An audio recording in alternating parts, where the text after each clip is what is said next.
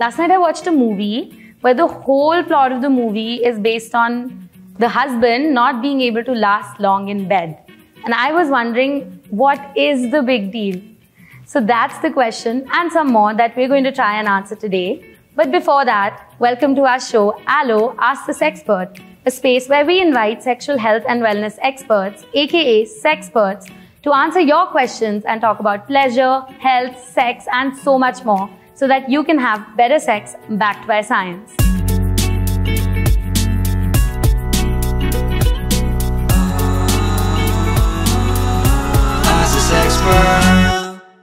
I'm Artika, and joining me today is Sexpert Kanusha, who's a psychologist and a sexual wellness expert with Allo Health. Hi Kanusha.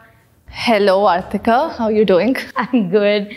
Have you seen the movie I was talking about? I actually haven't, but I think it's going to be interesting. Maybe more on this later. Yeah, so just starting with my personal question, what is the big deal about lasting long or longer? And is the time or duration of sex directly proportional to the quality of sex? No, definitely not, right? I think this is a very subjective thing. I mean, the people could have sexual intercourse for, a couple of minutes, it goes on longer, but I think I'd like to address this very important thing, which is, sex actually refers to foreplay and intercourse or penetrative sex. But I think a lot of us tend to associate sex with actual penetration, right? But sex involves the whole thing, starting from kissing, cuddling to your actual foreplay, and then goes on straight to intercourse. So typically a man lasts anywhere between 2 to 5 minutes, very typically against the average time. So, I think couples generally work around that, but it's important for both people to talk about what they like, what they dislike, how they want to go about it, but there's no strict time for it as such. Very subjective. Right. I mean, I've heard you use the words intercourse and outercourse earlier as well, and I think that's where we're saying that sex is not always equal to penetration, and so even the question of lasting long is kind of misplaced, right? Yes. I think you just mentioned some time and you mentioned some average minutes. Just wondering, can sex ever be too long or too short? Yeah. Again, no. So like I mentioned, man typically ranges from 2 to 5 minutes. But there's something, when I have sessions with clients, I introduce this concept of the cafeteria approach, which is where, let's say you get into a cafeteria, you order food based on maybe how much time you have or how hungry you are, or maybe if you're like with good company, you want to eat more, or if the cafeteria looks good, you want to eat more. But again, it's based on a lot of factors around, right? So similarly, I think everything to do with sex or any sexual activity is very subjective. So it's based on maybe the time you have, the environment around, how comfortable you are, and multiple factors basically, no specific time slot for it. And like different people like different kinds of food. Absolutely. So that comes different into the kinds picture of, as well, right? Yes. Yeah, no, that sounds like such an interesting approach, but it's also made me a little hungry. But at the same time, it sounds like a very, very interesting approach to talking about this particular topic. Well, duration, not too short, not too long. How do you identify if it's just a short duration of sex based on preferences and likes, or it's a case of something like premature ejaculation? So premature ejaculation is a sexual dysfunction, right? And that is when, so the typical definition is when a man ejaculates within 2 minutes, all the time or most of the time. Because I'm sure there are, everybody has these random cases or situations of not performing as sexually well, which is okay. But as I said, if it happens all the time or most of the time, that's when we, label it as a premature ejaculation case. Got it. So again, it's a very treatable thing, and there are a lot of people who suffer from this.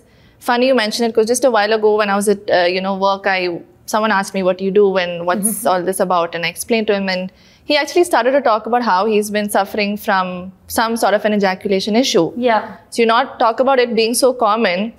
Someone I was talking to just had it himself. So a very common thing, very, very treatable. In fact, there are statistics which support what you just said, that it is very, very common. It's just not commonly talked about. And science and statistics. Do we know the causes or what could be causing it? And, you said it's very, very treatable. Does that help in the treatment in any which way? So there's no specific known cause for this, but experts believe, if not for all men, for a lot of them, a underactive thyroid gland could be causing this. But as I said, it's definitely treatable, and I think if someone's suffering from this, I would very strongly advise for him to consult with a sexologist because it's treatable, and there are different things that we do as treatment. Yeah. Before I move into the next segment, I just also have to mention that Kanusha herself is a psychologist and a sexual wellness therapist. And so if you or anybody you know is experiencing any of these symptoms or concerns, you can log on to our website, www.allohealth.care. It's also linked in the description below. And you can talk to experts like Kanusha. Kanusha, now we're going to move into a segment called What's Your Question, where we crowdsource questions from you all.